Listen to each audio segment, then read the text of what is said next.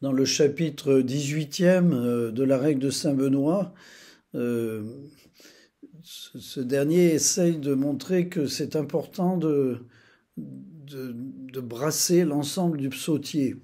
Et il propose que l'ensemble du psautier soit chanté sur une semaine, sur le temps d'une semaine, ce qui est assez remarquable. Mais il évoque l'exemple des premiers moines dans les déserts d'Égypte ou de Palestine ou de Syrie, qui eux-mêmes chantaient les psaumes, selon la tradition, sur une seule journée.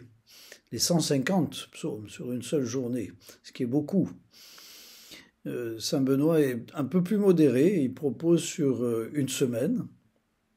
Dans la liturgie romaine, actuellement, le psautier est proposé sur 4 semaines, réparti sur 4 semaines.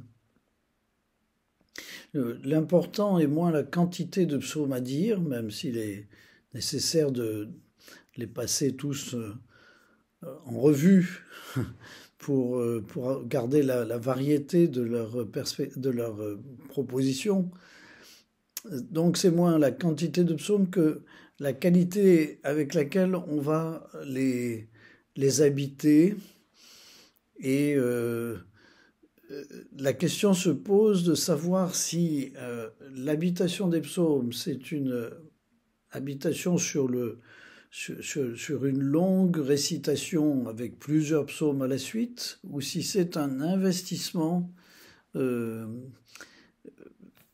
particulier sur un psaume qu'on va réciter avec beaucoup de soin, en tenant compte de son genre littéraire, de tout ce qui le caractérise.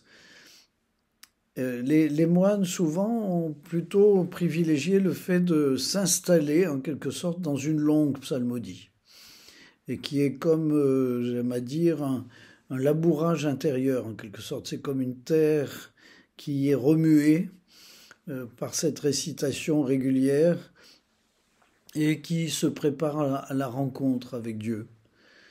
Je dois dire que je suis assez touché par cette longue psalmodie, notamment au cœur de la nuit, et j'en mesure souvent les effets à la fois pacifiants et stimulants.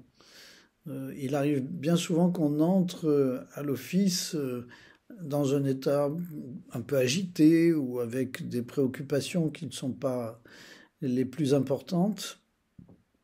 Et après cette psalmodie, que l'on en ressorte avec une plus grande paix intérieure. C'est une question qui est importante et qui a toujours existé dans l'Église. Quel usage faire de ces prières de base que sont les psaumes tirés de la Bible? Et je pense que dans sa sagesse, la liturgie permet différentes mises en œuvre, et notamment entre la liturgie eucharistique et les offices.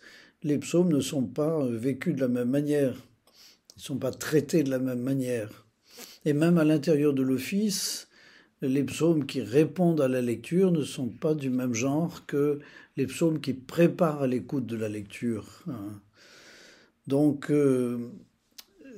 soyons attentifs aussi à la grande variété de la mise en œuvre de ces psaumes dans le patrimoine occidental notamment, et pas seulement, aussi dans le patrimoine oriental, qui ont donné des chefs-d'œuvre tout au long de l'histoire. Aimons à découvrir et à fréquenter les psaumes dans toutes leurs dimensions et avec un grand attrait, en étant sûr qu'ils ouvrent une voie vers une issue heureuse, y compris quand il y a à traverser des difficultés.